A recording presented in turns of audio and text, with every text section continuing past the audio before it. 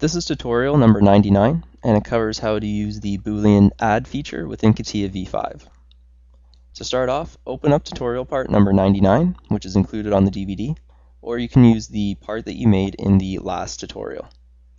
So what I'm going to show you is how to use the Boolean add feature. So you can find it if you click Insert, Boolean Operations, click Add, and you can put them together.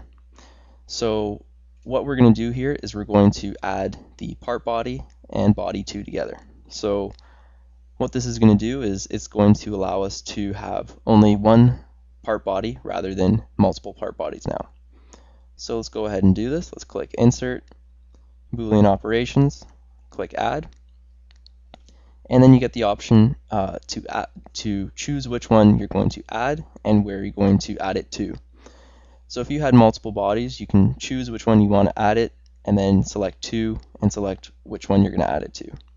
So in this case, I'm going to choose this body here and add it to this body here.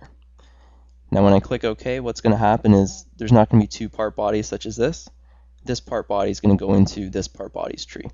So let's click OK, and that's exactly what happened. So the other part body is now in the part body tree. So what we've done is from two separate part bodies, we've combined them into one single part body. So you can do this if you have two part bodies or if you have multiple. So say 5 or 6 part bodies, you can add one by one each of these part bodies together to create the entire part body that you want. And that concludes our tutorial on how to use the Boolean add feature within Catia V5.